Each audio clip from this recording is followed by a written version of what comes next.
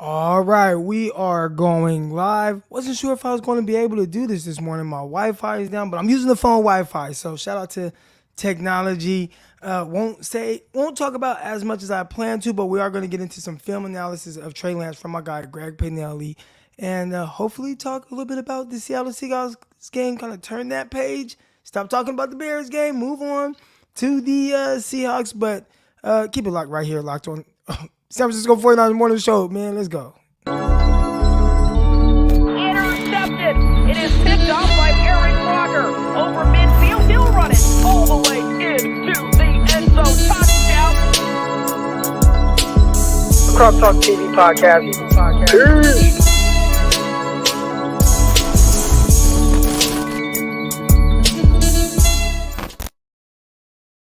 Welcome to another episode of the San Francisco 49ers Morning Show. I'm your host, former NFL and AFL defensive back, Eric Crocker. And I'm excited, man. Excited to talk to y'all this morning, get into some new stuff.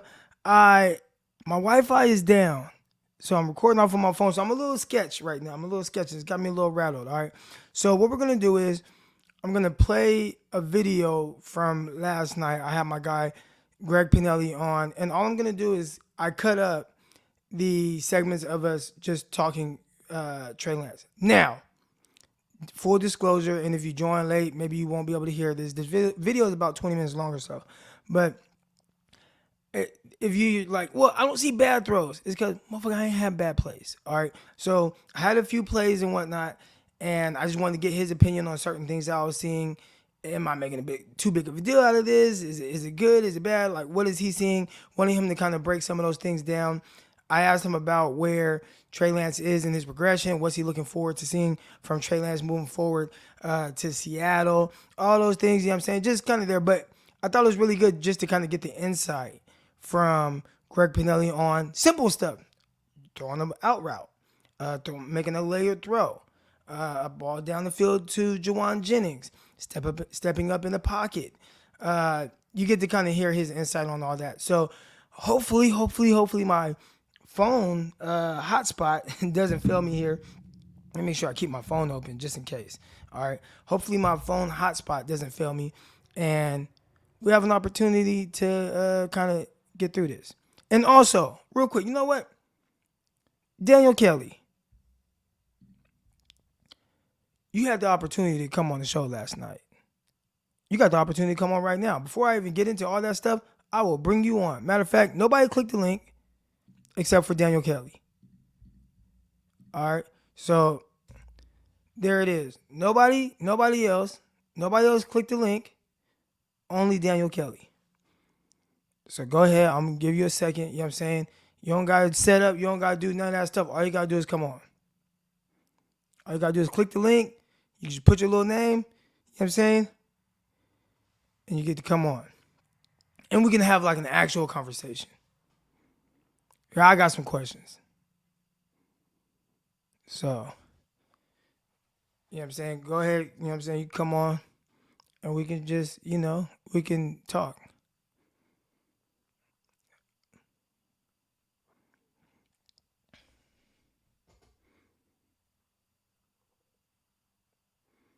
You know what I'm saying? Have a conversation. The interesting thing is Daniel Kelly, and I've talked about this before, he's not unlike other people that are in these front offices. And that's the interesting part to me as it pertains to, evaluating talent, projecting, and you see the guys who get it right, and they get it right for a reason. And you see the guys that never figure it out, and they never figure it out for a reason. But I just, from a football guy to a football guy, bring you on and just, have a conversation about it. Now, if you don't want to, Daniel Kelly, you don't want to come on and have a conversation, then all right. But, I figured since you comment so much, it's like, yeah, you want to come on and talk about your thoughts on Trey Lance and have a legit open conversation. And if you're able to do that, like, I'm good. But if you're not able to do that, J Law, I'm not gonna bring you on right now. Only person I'm bringing on right now is Daniel Kelly. An hour to what?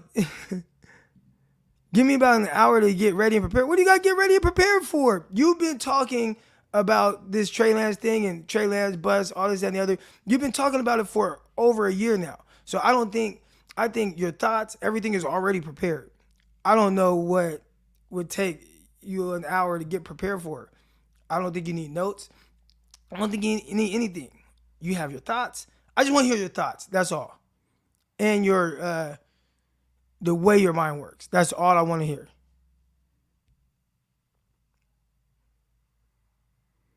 All right. Somebody said I froze. Did I freeze up? I'm telling you, I'm on my cell phone Wi-Fi. Fields completed 8 passes. Why no criticism? Uh, Hopefully, if I freeze up, y'all, I don't know. Some people said I froze. I don't know. I can't tell. But yeah, I don't know. That's a good question. I think because he won. Okay, here's what I think it is. I think there's no criticism. Well, actually, Mike Martz. He was critical of Lance and Fields.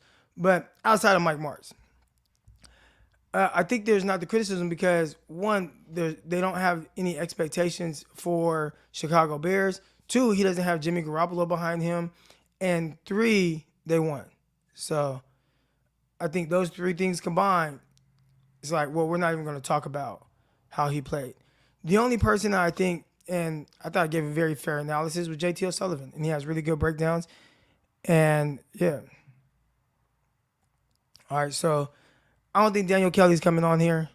So I'm going to get going and share my screen, and you'll get to watch the video or whatever of my guy, Greg Pinelli, just talking about certain throws and kind of what he liked. Again, if you're asking, well, these are the good throws. This is not the bad throws. The interesting thing was when I was watching it, because, when you're at the game, you don't really see everything. But, I mean, fourth quarter, he completed 9 out of 15 passes. It didn't start going crazy until the monsoon and he started missing throws all over the place.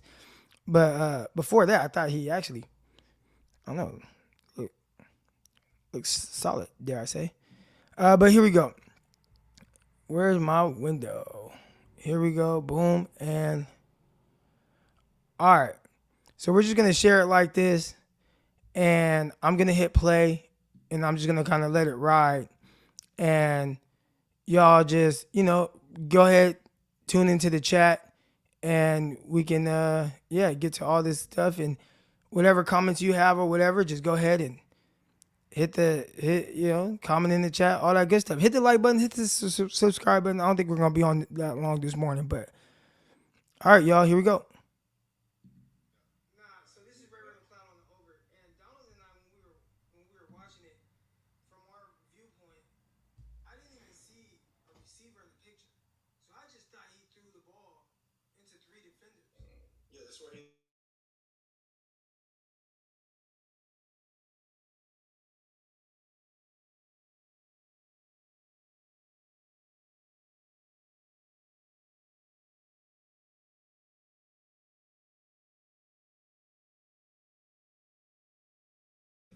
Throw, basically it's on a line layered enough to drop right over that backer and then before basically the safety. So you call over 1 under 2 on this. So over the backer and then right under the safety. It's a perfect ball. That's such a high level throw that I was, as soon as I saw that in the rain, I was like, wait a second, I gotta.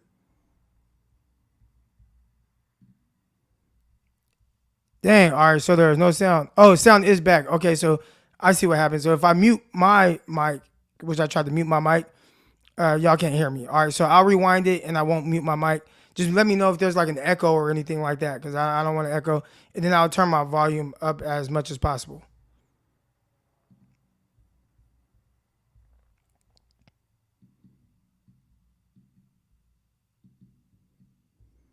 All right, here we go.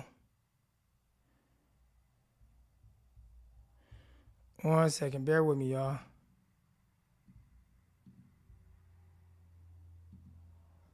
So this is Ray the Clown on the over. And Donald and I, when we were watching it, from our viewpoint, I didn't even see see a receiver in the picture. So I just thought he threw the ball into 3 defenders. Yeah, that's where he layers it over. Yeah.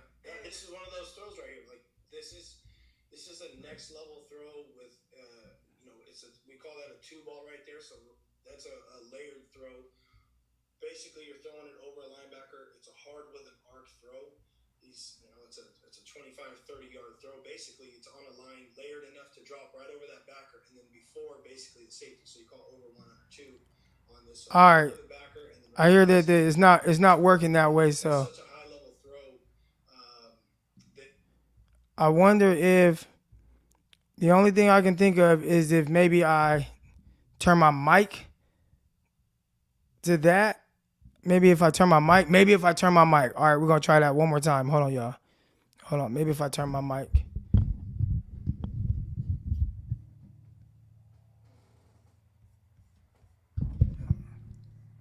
Let's try to turn my mic.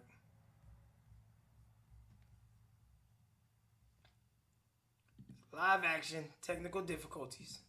All right, but here we go. Let's see if I turn my mic to it. Can y'all hear it now? Nah. So this is Ray McLeod on the over, and Donald and I, when we were watching it, from our viewpoint, I didn't even see a receiver in the picture. So I just thought he threw the ball into 3 defenders. Yeah, that's where he layers it over. Yeah. This is one of those throws right here. Like this is a next level throw with we call that a 2-ball right there. So that's a layered throw. Basically, you're throwing it over a linebacker. It's a hard with an arc throw. It's a 25, 30-yard throw. Basically, it's on a line layered enough to drop right over that backer, and then before basically the safety. So you call over 1 under 2 on this. So over the backer and then right under the safety.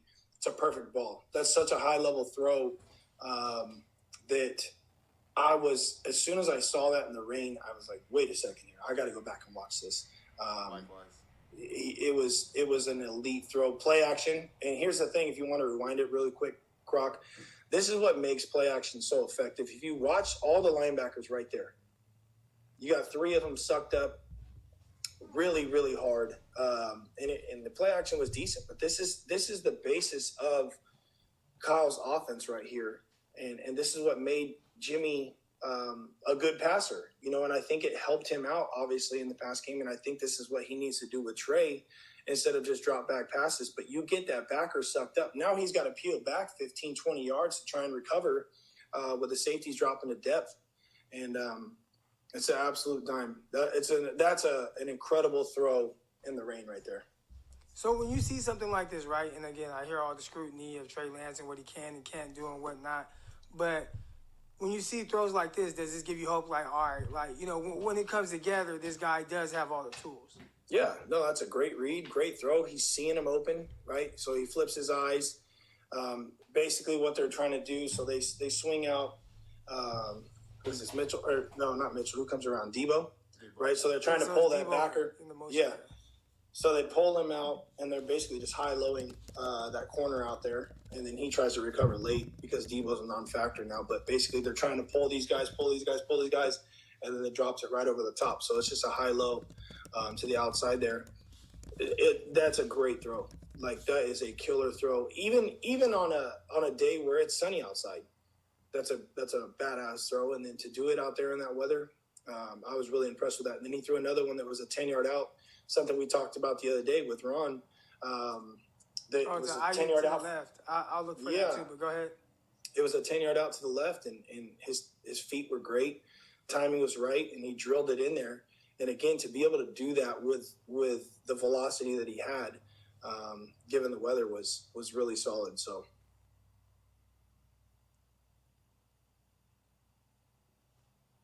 All right. Hold on. Must have. Yes, that rub concept right here, right? Huh? I think it's this rub concept. Yeah, rub, and then he throws them open. Yep. Yeah. So this one right here, you'll see they go in motion, try and pull. Good play action again. You get guys out of place, and that was a good concept right there. Where basically it's a rub. You're trying to cross guys up, and they did a good job. The DBs get tangled up there, and he pops wide open. But again, throwing him open, good throw on time, leads him in the rain. Not ideal, and he gets it done. obviously, like going and looking at this, you're thinking, shit, the Niners are in good shape. We're driving on the field, and then Debo goes and obviously fumbled the ball. I think two plays later and kind of stopped the drive. So, yeah. Lance also does a good job of climbing the pocket and keeping his eyes upfield, not feeling like he has to, panic because there's pressure coming. So I thought he did a good job all game long with keeping his eyes and feeling the pressure. You have a slot fade. I mean, he just runs right by him. I don't even know what the nickel was doing. Maybe he was playing the sticks, and that was clearly wrong.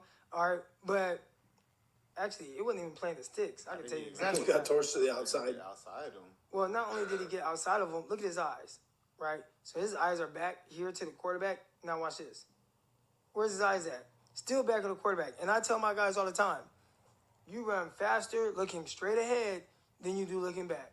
So when you do things like this, you allow Juwan Jennings, who runs a 4.7, he literally ran a 4.7, to separate by 4. I mean, come on, right? So that's defensive back. Like, that's on you. But as far as the throw goes, all right, and that's what I want to get your opinion on. When you see a guy like this, and maybe it has to be in his head earlier that he missed a guy, right? He missed Tyler Kroft trying to make the perfect throw. And that was a touchdown, walk-in touchdown. So in this scenario, do you say, okay, I need to make the perfect throw and lead him and hit him in stride? Or are you like, I just need to get him the ball because he's open? I mean, by the time he throws it, obviously they're even, but he sees him probably looking back, and I think he likes the matchup. If you go back to, like, the pre-snap look there. Oh, okay, so hold on. So you're saying, go back to the pre-snap oh, look. yeah, you're right, because right here when he pulls the pin, yeah, he hasn't run by him.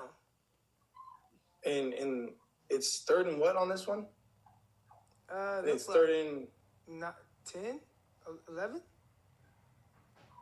Yeah, so and so he's got the under right. So right there, just that look right there. And pause it real quick. It was about 7. About 7. Yeah, 7. So he's got an under right there. And based off the leverage, he liked it. These guys playing outside. And you can obviously tell they're probably going to roll to one high safety based off of the depth of the safeties right there. And he's playing inside leverage. So his job is basically, he knows he has inside help. So he's okay with getting beat inside because he has that deep safety inside help. And basically he just gets routed to the outside there. So he's playing outside shade. He stabs him inside and then goes back out. And I think that's just one of those throws where you basically got to trust your receiver to go up and get it. You're going to throw him to the sideline, which is basically your friend at this point. But I think he saw that move and get stabbed inside right there. And once he saw that, he knew he had him to the outside. So would this be thrown with anticipation? Yeah. Or, I mean, like, how would you? Because I mean, I just kind of looked at it like, okay, oh man, Juwan Jennings, he ran by him 5 yards. Like, okay, that's a layup throw. But when he threw it, it wasn't. Or even when he decided, right here, he's probably already deciding, I'm throwing it to Juwan Jennings. Especially if he sees a safety in the middle like that. Yeah. Yep. He knows. And so he sees him turn. Is this either I just trust this big guy, or I'm just going to throw it, anticipate? Like, what's going through your mind there? Because, again, he's throwing it now. And I'd say even now the DB is still kind of ahead of Juwan Jennings. No, but I think when you see a DB that's basically, it happens obviously, quickly, and you see a DB that's looking back at you, and you got a guy pushing vertical. You at some point or another, this is what those guys get paid to do, and this is what quarterbacks get paid to do. You got to throw it with anticipation, knowing that your guy can get open and throw him to the outside. Sometimes it turns into 50-50 balls, and you let your receiver go up and get it. But I think that Trey does a good job of recognizing what the DB's doing there. Obviously, looking back inside with his feet, squared up more to the sidelines, and he makes a hell of a throw on it. Again, it's one of those balls. Yeah, if it's sunny outside, he probably rips it down the field, and it's probably a touchdown, right? But given the fact that the ball's, weighing probably a damn near a pound at this rate because it's so wet, he ends up making a great 45-yard throw or 40-yard throw. There was a strike. Yeah. And do you have anything on his feet? Because I know I was watching JT O'Sullivan breakdown last week, and, he talks a lot about the feet. Well, hell, not just him, Mike Martz, too. Mike Martz was, he was like, feet, he can't get, I don't know what the hell Mike Martz went in. But I don't see anything really, really long.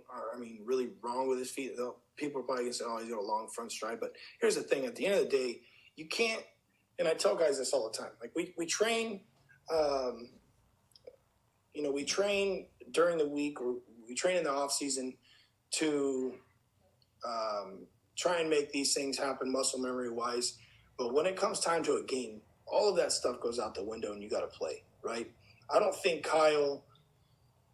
Again, if he throws it a little bit more over the top, maybe it's a touchdown. But I don't think Kyle's going to sit there in the quarterback meeting with Trey Lance and say, well, because you had a long stride on this, or because you stepped too far this way, whatever it may be, that's why we didn't get a touchdown. He made a good throw. He gave his receiver a chance to completion and moving the chains 45, 50 yards down the field at this rate. So he has a good base there, steps into his throw, his feet are aligned. And he delivers the ball. I don't think there's anything really to overlook on it. I think here's a few things to look at here. So stop it right there, Croc. So he recognized, right, 3rd and 9, they're showing like a blitz, right? They're bluffing the blitz from the middle. And you get a stunt from the backside, or basically like a twist on the backside there. The guard basically, the guard picks him up, right? And one thing here, and this is what I always appreciate about him, look at use check. So he works inside out. So the running back on this is basically taught to work inside to out. So he knows he's okay inside. There's no pressure. Look at him get his eyes straight out to the blitz on the outside. Trey's got his eyes up the field. He's not even looking at pressure. He's feeling it, and he does a hell of a job. So with this right here, that slide right, go ahead and play it. Right there is a little conflict climb. You can call it a hitch, a conflict climb, where you're basically ripping through and reestablish your base and drive it right back down the field.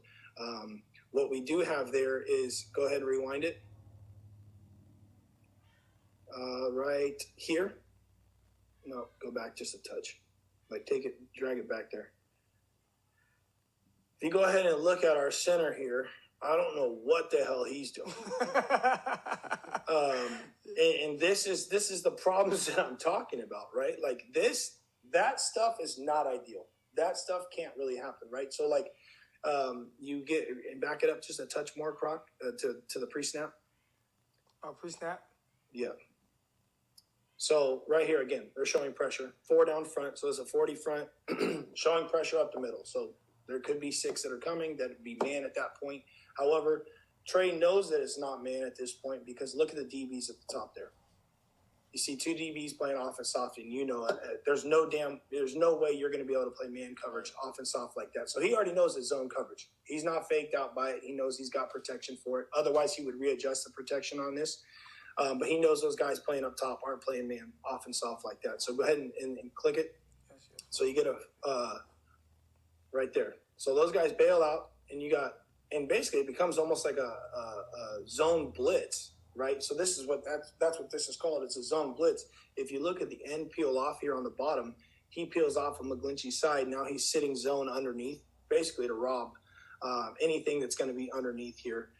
And so you got 4 down, basically, or you got 3 down that are blitzing, 3 down that are coming, and 1 guy blitzing off the edge. And this is a zone blitz, but you still have 4 coming. So you got 5 guys to block 4. We're fine on this.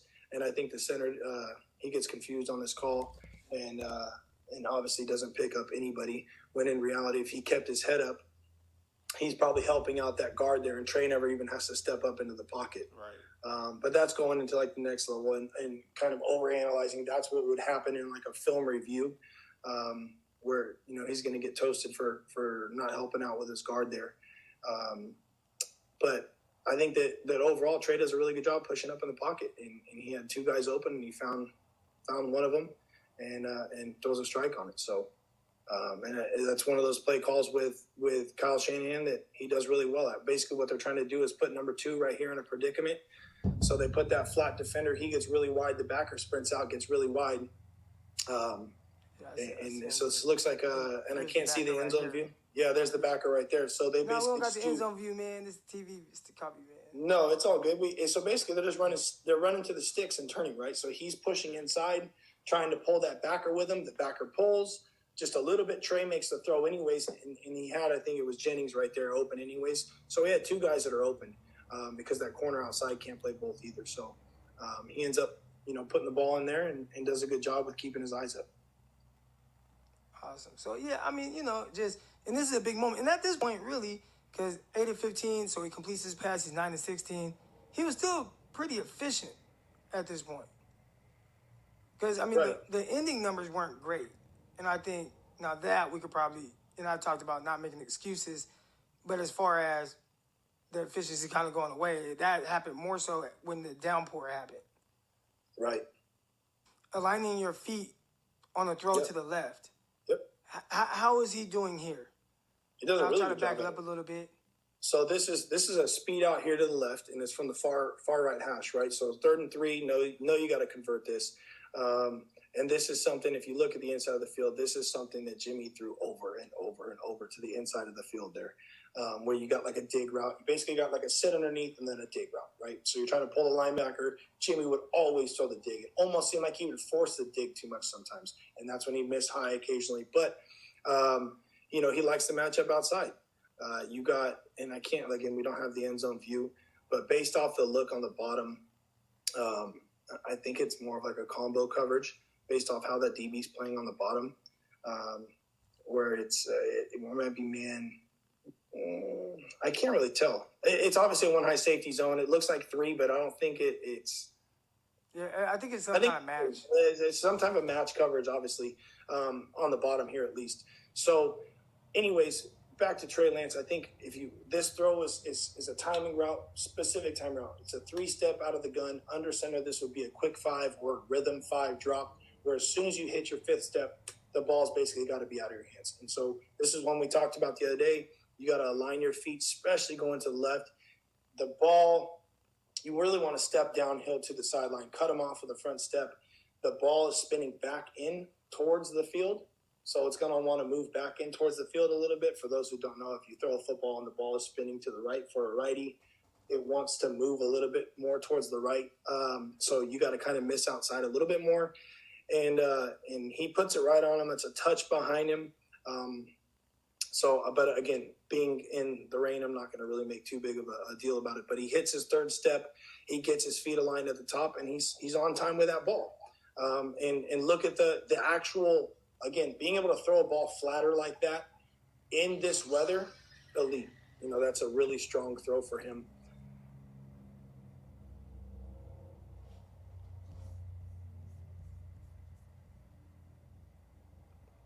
All right, I think that's it. Let me stop sharing the screen. Especially in this weather, it's a ballsy throw, right? You miss that throw a little bit too far inside. You're going to see it go 6 the other way from Johnson there. I'll tell you this. So that's what you're kind of playing with when you throw this out there, right? With that timing. I mean, even outside of the rain, it's a ballsy throw, Right. Right, like that far throw from the far hash.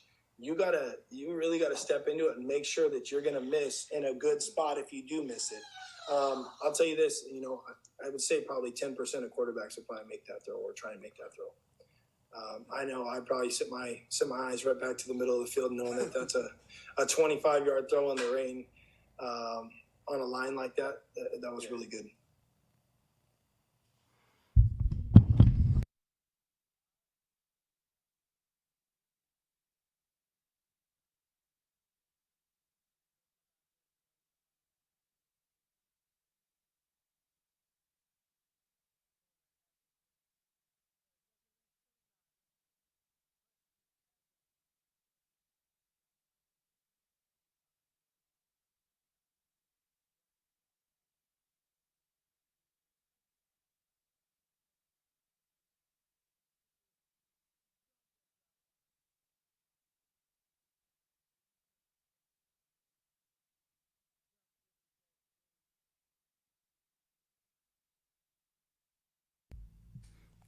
My bad. All right, there we go. Touch the mic.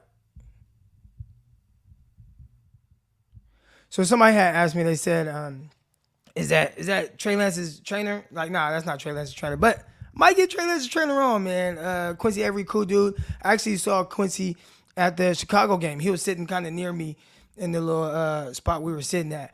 But, yeah, I got to get Quincy on there. 2 quarterback guys kind of talking and going at it. That'll be really good stuff. But yeah, Greg Pinelli, that's my guy there. He definitely he works a lot with Josh Allen, and he's talked a lot about Josh Allen and his progression. And I don't think you can. I mean, you can hope, right? You can hope that your quarterback. That's why you draft him, right? Like you draft your quarterback. He has all the traits. He has the intangibles, and you want to see him become more consistent. And it's hard, right? And you don't typically see guys take that Josh Allen jump. You would love to, right? You would love to see Trey Lance do that, but I'd say more times than not, that's not going to happen. Now with Trey Lance, they're good. There's bad, and it's funny you see things like this. No one is allowed to criticize Lance even if he makes a mistake, and I'd say that is completely false. I'd say that's completely false. I don't think anybody, including myself, minds anyone having any constructive criticism of Trey Lance. I think the issue to me is that people say, and I saw my guy Jesse say it, oh, he's a bust. He's already this, he's that. And it's like, dude, the kid has played 3 games. He has started 3 NFL games. So just from, kind of what I've seen, I see him do a lot of really good things. And now it's just, how do you get him to be more consistent? I'd say most people would say the more he plays, the more consistent he can be. And you see the high-level things that he's able to do, the high-level throws he's able to make. Why the 49ers draft him? And the one thing we didn't account into this, well, obviously there were misses. I mean, we know that. And he touched on that. There's actually a longer version of this. So if you go to the episode, it was last night, it's titled like Crocker and Panelli something. There's a longer version, and you can get kind of more into kind of what he talks about with all of that stuff. But overall, and I'm looking to see when the 49ers drafted Trey Lance, right? They wanted this guy that, big arm, has mobility, athleticism. Can he bail you out of certain situations? We saw him do that on a 3rd and 13 run, right? Like the things that you drafted him to be, he has shown the ability to do that. So that's not that. So when people, you can be critical of misses. You can be critical of the interception. That's fine. Yes, you got to see that. I wish, and that's my fault for not getting, him to watch that video of the interception. I wish I did. I was watching just now and I'm like, dang, why did I not get the interception on there? Because I think that would have been a good, just to kind of hear his thoughts and his mind on that play. But you can talk about the pick and how that can't happen. You can talk about the misses. You can talk about how, hey, you got to figure out a way to win against Chicago. You can do all those things. That has never been my issue. And my issue is they say he can't play. And I just don't see that. I don't see that. I don't see a kid that can't play. I see a kid that does a lot of things. Whatever you drafted him to be, big arm, athleticism, strong arm, make all the throws to all the levels of the field, stretch the field horizontally or vertically, be able to make plays with his legs, get you out of situations where there was times where he probably would have got sacked and he gained 1 yard. That's why you drafted him. He's shown the ability to do that.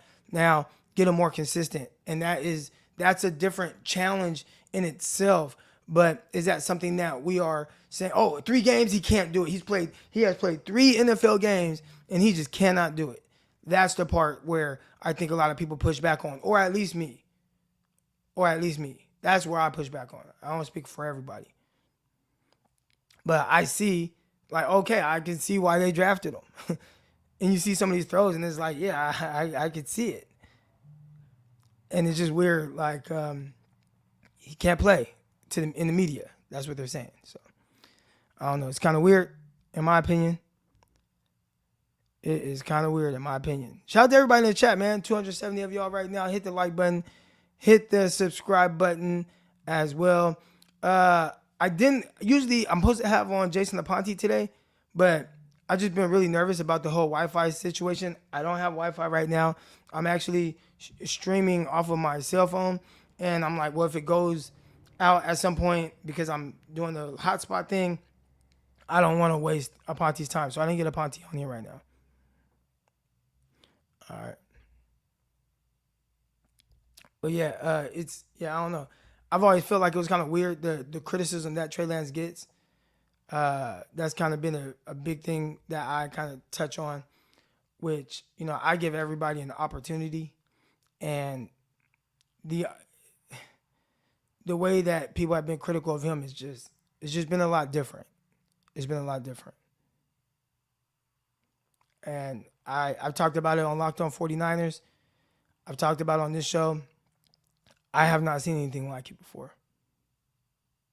I have not seen anything like it. I haven't seen anyone be criticized to the extent of Trey Lance, especially after playing 3 games. Here we go. We got Forgotten Athlete podcast. Do you think he needs to make quicker decisions? You know, it's tough, right?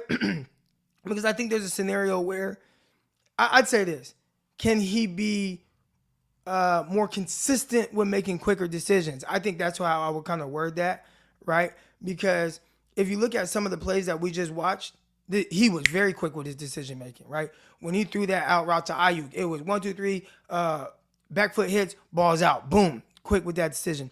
When he threw that ball over the middle, 3rd and 9 to Dwelly, it was drop back, step up, boom, he was quick with that decision. When he threw the fade to Juwan Jennings, it was 1, 2, 3, boom, gets to that back step, boom, lets it fly. So I'd say he has shown the ability to be very quick with his decision making, but again, it goes to continuing to see things, understanding what he's more consistently what he's seeing from the defense, and then being able to execute. And I think those things will allow him to make quicker decisions. But again, that's something that I would assume, and I don't know, y'all. I don't know. But I would assume that will come the more he plays, the more he sees things, the more he screws up. That's what I would assume. But, you know, I don't know. I don't know. Here's a good one. We are not rebuilding, are we? No. I don't think the 49ers, no, definitely 49ers are not in a rebuilding situation. Now, I think this is one thing that I said, and I guess I don't know if you call it rebuilding. I wouldn't say rebuilding, because rebuilding is like your entire team, in my opinion. But I was one of those people heading into 2021 that was saying I would not have Jimmy Garoppolo on the roster because I felt like the sooner you get Trey Lance up to speed, the better chance you have of winning it all, especially with this team. So I thought it would have been a better situation for Trey Lance heading into last year, where it's like, all right, I'm young, I'm inexperienced, etc. But the team is coming off of a 4 or 5 win season or whatever it was, and now the expectations aren't as high. And you take your lumps or whatever, but if he continues to improve, which I feel like he improves. Like when I watch him, I see him do things. I'm like, okay, he got better at that. We, for the most part, don't see like the erratic misses and things like that. I thought the intermediate accuracy was better in this game. There were some low throws. I don't know if it's the wetness or whatever, but there were some things where I said, you know what, I see him improving on these things. And I could only imagine if he had 6 or 17 games last season of doing that, whether you make the playoffs or not. But again, that's tough. I circle back around on this. I always felt like you couldn't do that because Kyle Shanahan had to have a winning season. Kyle Shanahan could not risk having 1 winning season in 5 years. He could not. So you had to go with Jimmy Garoppolo, and I understand that. All right. But just for the sake of what the expectations are now, right, with Super Bowl, you would have been better suited for this year playing Trey Lance last year. Might have missed the playoffs, right? And 49ers ended up going to the NFC Championship game. But Trey Lance seems to get better the more he plays and the more comfortable he gets, and he will be much further along right now in his development. I hope that makes sense. So you get, questions like this. Trey isn't ready. And I would say, right. Okay. Trey isn't ready for what? That would be my question. All right. So Trey isn't ready for what? If you're saying Trey isn't ready to lead the team to a Super Bowl, I would say I would agree that week 1, week 2, week 3, Trey Lance is not ready. Now, by midseason, let's say the 49ers are in striking distance, and you just progressively see his game improving. Then maybe by week 18, he is more ready to accomplish what it is that you want him to do, right? How do you get him ready? And so far, it sounds like everybody's saying, hey, he needs the live in-game reps. And I watched up until the tsunami. We just saw it. What completed 9 of 15 passes or whatever. Like that's not bad. He was accurate, stretched the field, made some big time throws, explosive plays. It was looking good up until the storm started happening. I'm not saying there wasn't a couple bad throws in there or whatnot, but I'd say he's moving in the right direction. That's what I would say. I think he's moving in the right direction. Could be wrong. Yeah. I think there's been I think that there's been improvement, but I don't know. I watched that game. Again, I was watching in the stands, and I'm like, wow, that was a throw. Wow, that was a throw. Okay, stretch the field, make plays with his legs. And I'm saying all these things, and it's like, damn, you lost. Oh, he sucks. He sucks. All right, here we go. I'll bring some people on. The Wi-Fi seems to be, or the hotspot, the mobile hotspot seems to be holding up. So if you want to come on, go ahead. Come on live right now. Just posted the link in the chat. Shout out to all. Got over 300 people in here, man. I appreciate all y'all. Hey, and listen, man. And I say this all the time because I got people in the chat, and I feel like sometimes people feel like, hey, man, I got this opinion, and I don't think Trey Lance is good, or I don't think he's that. I think a lot of times people think that if they come on or they come on live, like I'm gonna attack them or something. No, I love hearing different perspectives. That's why I asked. That's why I asked Daniel Kelly, dude, come on. I told Daniel Kelly, come on live, bro. Like, come on. And my thoughts on that is not for me to attack Daniel Kelly on here. I really just want to hear his train of thought. I want to hear, like, what are you thinking? And I want to ask him questions about player development, and those are the things that I would love to hear him talk about, and any of y'all. So if you don't, you can be anyone in here, and if you don't agree or you don't like, I would love to hear your perspective. That's all. It can be critical. You can be critical. But if you come on here and you be critical, I'm going to ask questions and you're going to have to explain yourself. And I'm not saying like, oh, you explain yourself like you're in trouble or nothing. I'm just saying like, you'll have to explain what exactly is it that you mean. I think it's super easy to be like, Trey Lance is going to be great. And I also think it's super easy to be like, Trey Lance is going to be a bust. That is easy. But when you start talking about exactly what it is that needs to improve, how is he going to improve? Are there things that are fixable, right? I talk a lot about cornerbacks, and when I'm evaluating guys, and I'm looking at, see, this is not true. The losses will be the explanation. Losses aren't the explanation because there's this fucking quarterback by the name of Justin Herbert who just looks like the greatest young quarterback in the history of football, and he didn't make the playoffs. He hasn't been to the playoffs, but he's breaking records. I would say most teams in the NFL right now, there might be 5 teams that are like, oh, I wouldn't trade my quarterback for Justin Herbert. And he has not won a playoff game. He has not been to the playoffs. So I don't think you can say, oh, losses will be the explanation. Losses are not the explanation. Losses are not the explanation. Losses are explanation. People said it would be easy to win without Jimmy. We better win. You're listening to the wrong people. You're listening to the wrong people. You listen to the wrong people. All right, here we go. I got some people coming on here right now. Hopefully the Wi-Fi holds up. I like the way that sounded. There we go. All right. I don't even got my bomb. There we go. All right, we back. And all right, good morning, Lewis. What's up, man? How you doing? Oh, what's up, Crocky? Good morning, man. How you doing today? Chilling. Top of the morning.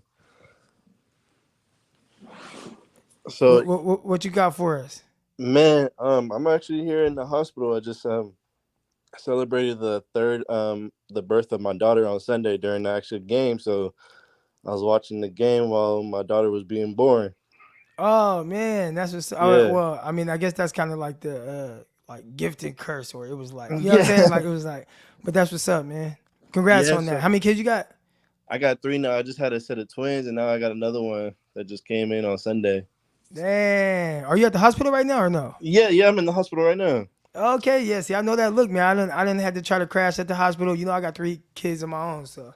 Yeah. Well, how you turn this thing around? Can I turn it around? No. I can't. Yeah, but bed right now. Get the little. Yep. Okay, look at that. That's what's up, man. Congrats Yeah. on that. That's beautiful. Thank, thank you. But yeah, man. Um, but yeah, man. From what I saw from Trey, man, he looked really good. I think it was just the poor weather conditions. That rain was just horrible.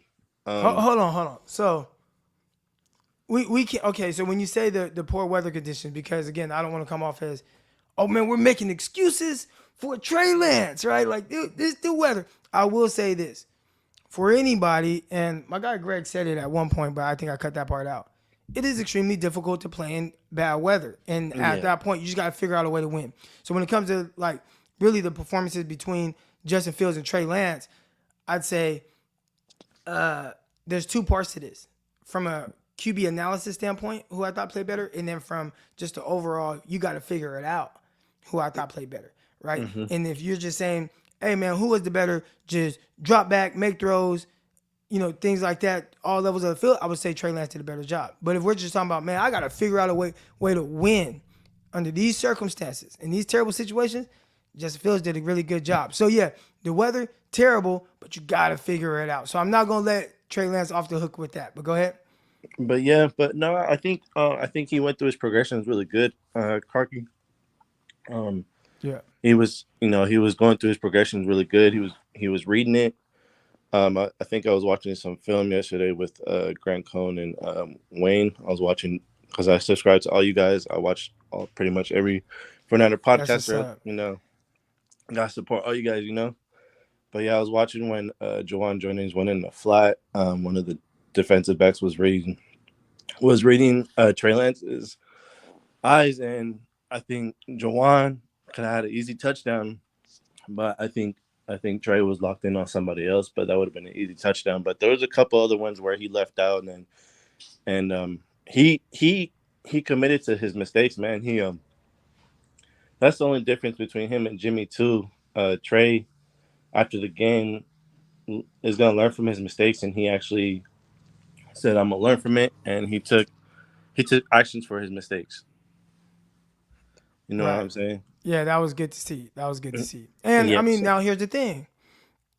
Yes, he took actions. I mean, he took responsibility for his mistakes. yeah. I guess my pushback would be, you, at some point, it's like my kid, right? And you got Hmm. 3 kids, so as they get older, your kids keep making the same mistakes.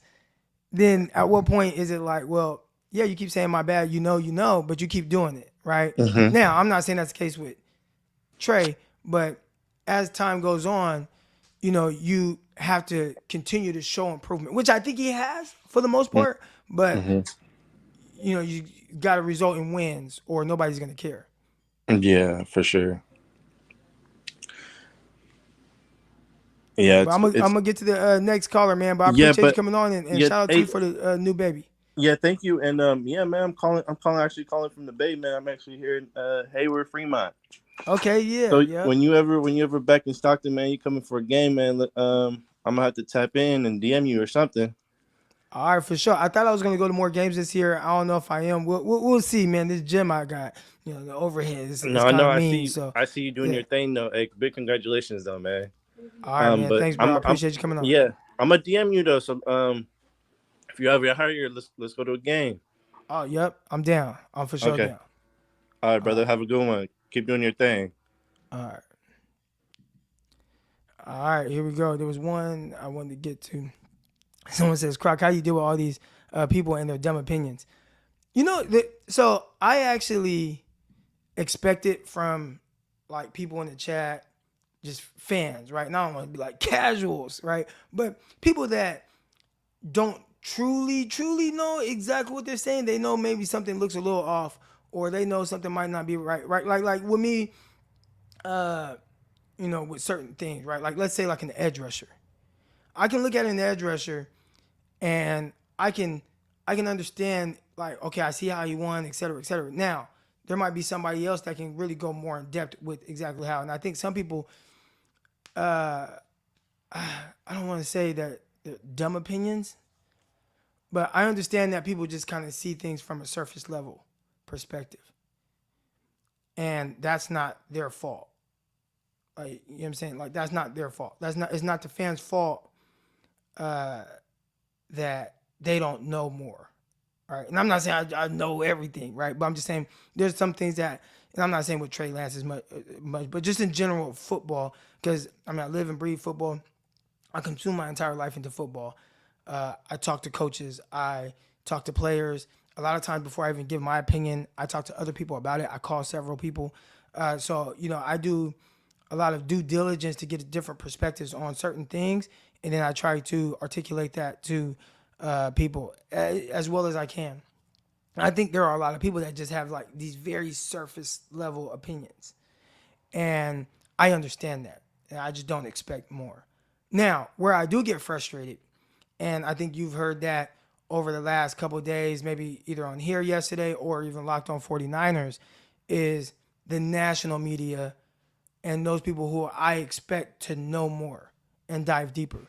But I also have to remember that those people are paid more so for hot takes. Those people are watching, and again, from a sense of surface level, I think most 49er fans know more about what's going on with the 49ers than the national media. So they don't watch every game, right? Like, think about how many games you watched the other day. Maybe 2, right? 3 games Sunday, maybe. Right? If you're like me, you watch like 3. And I was watching some of the other stuff on Red Zone. Even at the game, I had my phone on Red Zone. So I see what's going on. But even then, I can't really go into detail about what's going on. So I don't expect – I think with the way that they are being so critical of Trey Lance, I would expect them to watch more. I think if they watch more, like Daniel Jeremiah, Daniel Jeremiah did a great job. Like, dude, I went back and watched. He was like, actually, this was a pretty good performance by Trey Lance, right? And you don't hear media saying that because they're not going back and watching the entire game. They see the stat line. Oh, man, he completed 13 out of 27 passes or whatever it was. 1 interception. Not great. Sucks. Not the guy. That's what they see. They see a couple plays, and that's it. So, but I would hope if they go to the extent of how they do, to do more due diligence, and they don't do that. Anybody like the people I respect in the game, anybody that really watched the game, they've come back and said, 49ers don't have a Trey Lance issue. So, definitely Daniel Jeremiah, and you can hear Daniel Jeremiah. Matter of fact, Daniel Jeremiah, there's this clip out. It's Daniel Jeremiah and Bucky Brooks, and they're talking about Trey Lance and all that. And listen to Daniel Jeremiah, and then listen to Bucky Brooks. And you can tell who watched the game and who didn't. And Bucky didn't say anything bad. He didn't say anything bad. Oh, I just, run more, whatever. But you could tell his opinion was very broad, as opposed to Daniel Jeremiah, who's like, detail. This is what happened. I saw this. This was good. All right. So I would say check that out. And the one thing I am really waiting on is JT O'Sullivan to post that breakdown. And I hope he does. JT O'Sullivan hasn't done it yet because I don't think anybody from the standpoint of truly understanding kind of what they're looking at, concepts, heart, etc. He talked about Justin Fields. He did Justin Fields breakdown, and Justin Fields threw a ball into the dirt on the screen. And he just talked about it like, it's the conditions. It's not that hard. You grip the ball, and he's like, hey, yes, it is on him. Yes, it is on Justin Fields. But he's like, not to make excuses, but I'm kind of going to make excuses for him. The weather is not ideal. That ball is slick, He's like, I'll challenge y'all to dump a ball into a bucket of wet water, just pick it up and try to throw it with no laces as hard as you can. And what, how well would that come out? So, I know, here we go. This is going to be good right here. Jesse's going to have him on Friday, and I think that's going to be a really good episode for my guy Jesse. But he actually watches the game. So I'll go off of that. I went off of his against the Texans, and he was talking about all these areas where he felt Trey needed to improve: the footwork, the timing, the rhythm. And I'm like, okay, let's see it. And I'm curious to see what his thoughts are, especially before the monsoon happened in this game. I'd assume he would like a little more of what he saw, but we'll see. And whatever he says, I'll ride with that. Yo, Croc, do you watch Johnny Dale's Football Academy? No, I don't really know who. I think I've seen it. I feel like, I don't know. I've seen something. I don't know. No, I have not. No, I have not. I kind of, not saying I stick with my people, but I trust the analysis of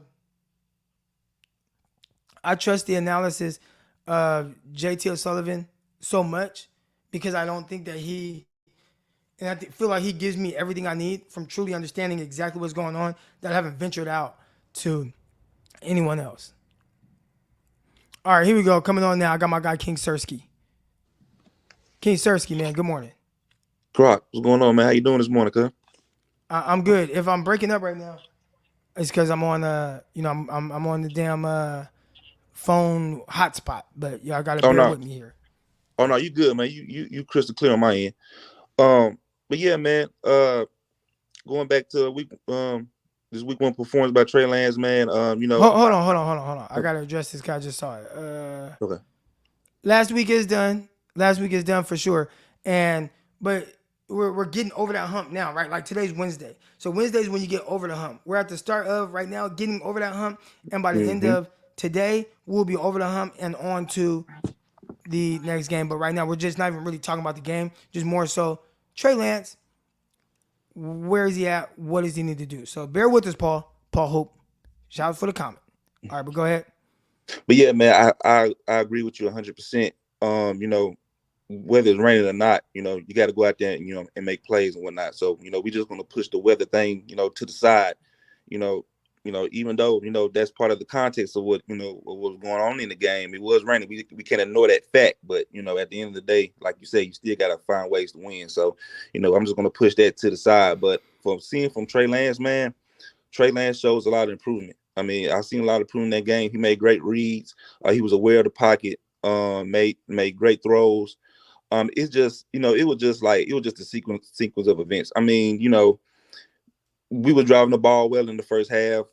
Trey Lance was doing well, moving the ball. It was just sequence of events. Debo fumbled. That would have been a scoring drive to me. The one I got to hold Trey Lance accountable for, the one that Tyler Croft. You got to make that throw. He said he tried to make a perfect ball instead of putting it on him. You got to make that throw. So I believe that was that was 7 points as well. We should have went into the half 21-0, but and then on top of that, after the half, mistakes, 100 yards worth of penalties. That sequence of the game alone is what kept the Bears around. You just can't make mistakes like that. So real quick, Sersky. So heading in and you're talking about getting over that hump, right? And kind of going into the Seahawks game. But let's turn the page to the Seahawks. Yeah. And what do you want to see from the 49ers? Like in the Seahawks game, obviously a win. We know that. Yeah, right? absolutely. We want to see the 49ers win. And the interesting thing is the Seahawks, a lot like, and we'll dive in more into them, and hopefully I can get a Seahawks guy on for the episode tomorrow. But the Seahawks, a lot like the Bears, Geno Smith was efficient. I didn't think it was anything too crazy in the sense of like pushing the ball down the field, etc. But a lot like the Bears, they won on, I don't want to say they won on technicalities, but they won. The Broncos beat themselves, right? Like you lose by, what they lose by, 2 points or whatever, 3 points. What they lose by? I think it was 2. All right, so you lose by 2 points. You fumbled twice inside the 1 yard line. You Exactly. fumbled twice inside the one. All right, you commit over 100 yards in penalties, right? Right. The Broncos did things to shoot themselves, like the 49ers. That's why I'm not like in panic mode with the 49ers. 49ers beat themselves. Exactly. So with the 49ers, is it something like, and I'm not saying like, oh man, the Seahawks are just a team you walk over. No, like 49ers got to prove they can win, right? Trey Lance has to prove he can win. But I would say if you were to look at that game and say, all right, 49ers need to do this or they need to get better at that, what things are you looking forward to see on Sunday? Oh, absolutely. What they need to do is they need to be more effective in the run game. When you look back at the Bears game, we wasn't running effective. When you're not running the ball effectively, that kind of goes back, it kind of makes it complicated for the quarterback. You want to run a game going. So, when the run game is going, it opens up the pass, which it makes it more helpful for the quarterback. So what I want to see going into the Seattle game is more of an effective run game. I do want to see Danny Gray out there on the field because I truly believe if Danny Gray ran that route that Juwan Jennings ran, or on that deep ball, I think that would have been 6.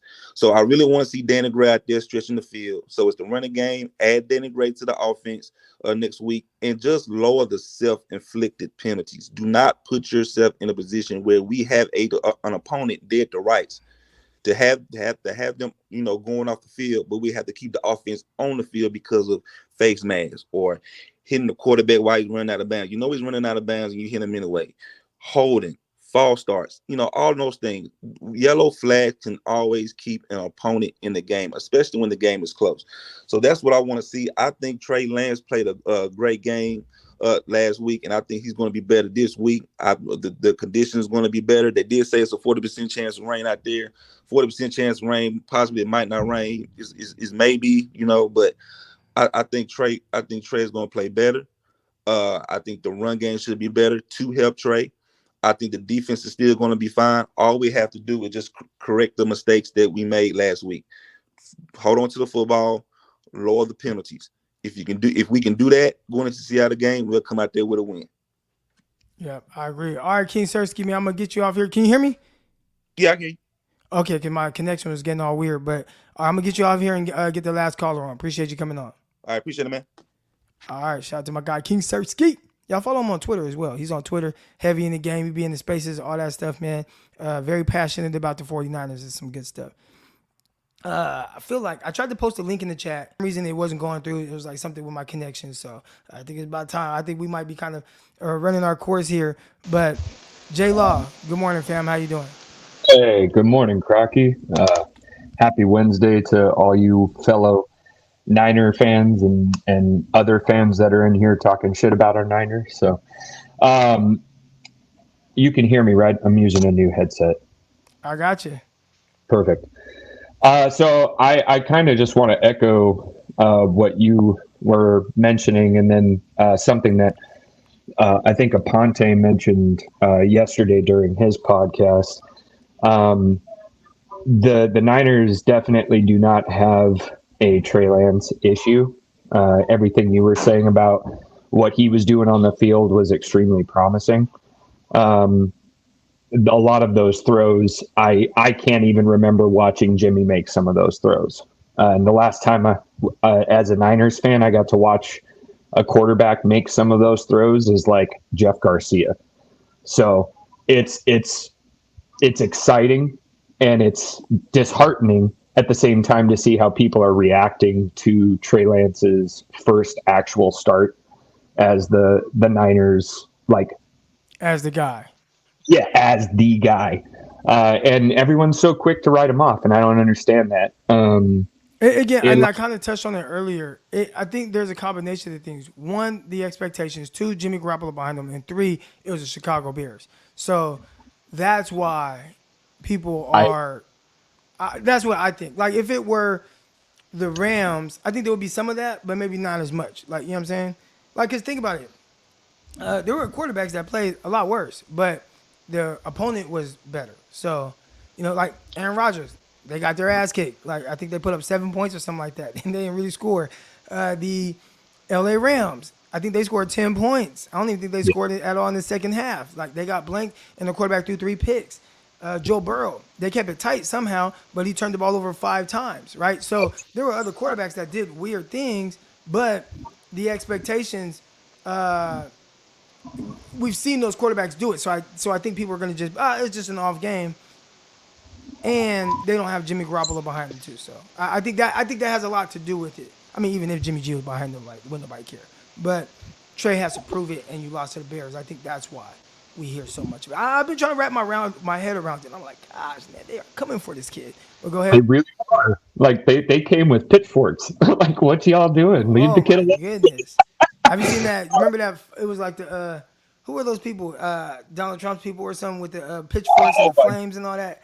That was how they came. Crazy thing is, those people, it was the media. Like, that was the media. And 49er fans, man. 49er fans. They've been going crazy. But that's I think has been rubbing me the wrong way. Is a lot of the hate that I'm reading and seeing is all Niners fans. It's like, guys. Guys. Well, you know what though? You can't look too much into it because those are the same people, 49ers 3-5. Bench Jimmy G, bench Jimmy G, bench Jimmy G, bench Jimmy G for Trey Lance. Get Jimmy G out of here. And then the moment Trey Lance get Trey out of here, get Jimmy G in there. So the fans, their emotions are like a roller coaster.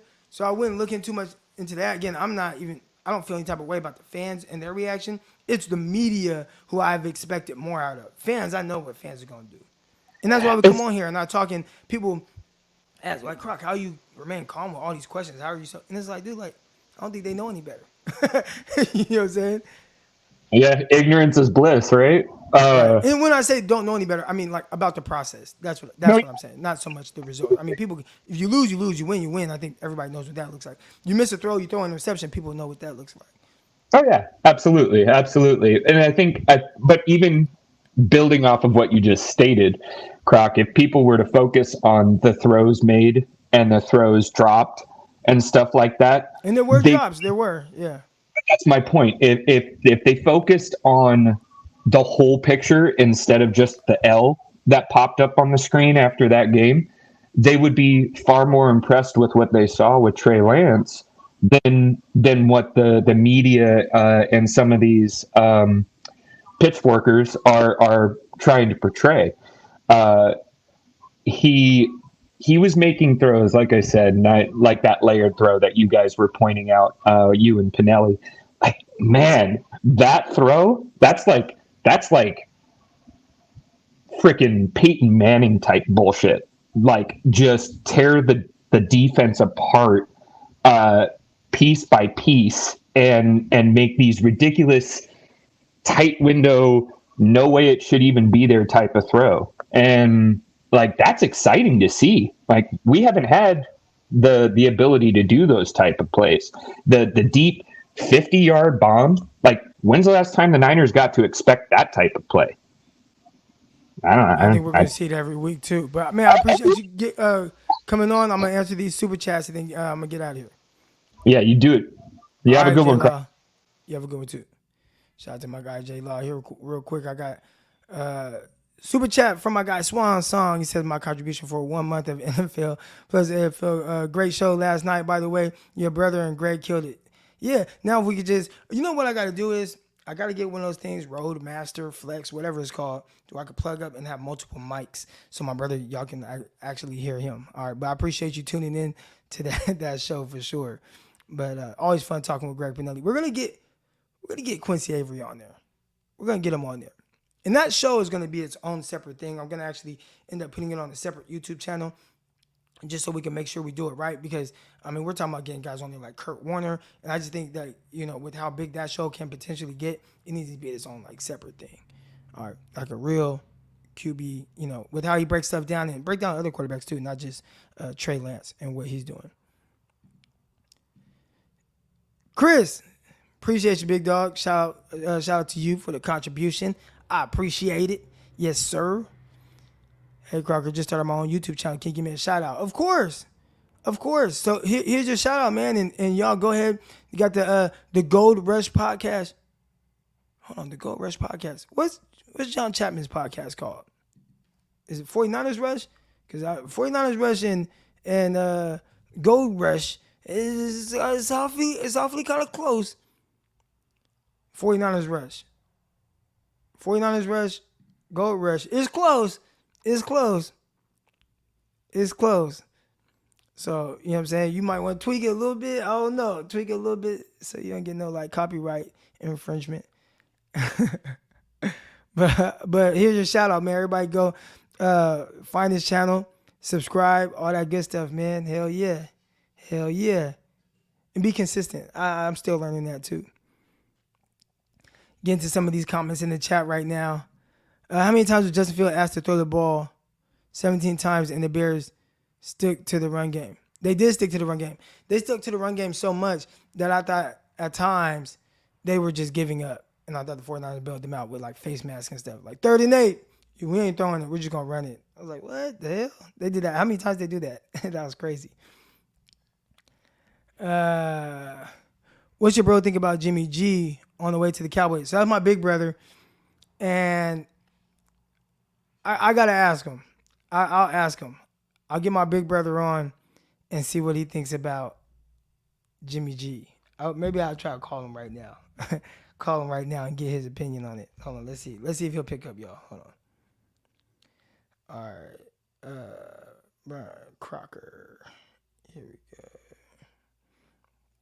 All right, let's call my big bro.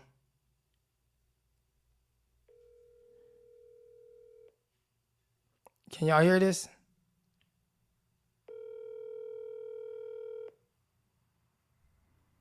You better answer. Hello? Hey, BJ. Huh? All right, you're live right now on my YouTube channel.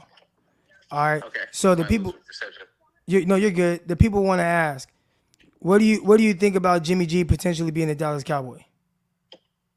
I mean, I don't want it to happen because there's no point. There's nothing that he does special.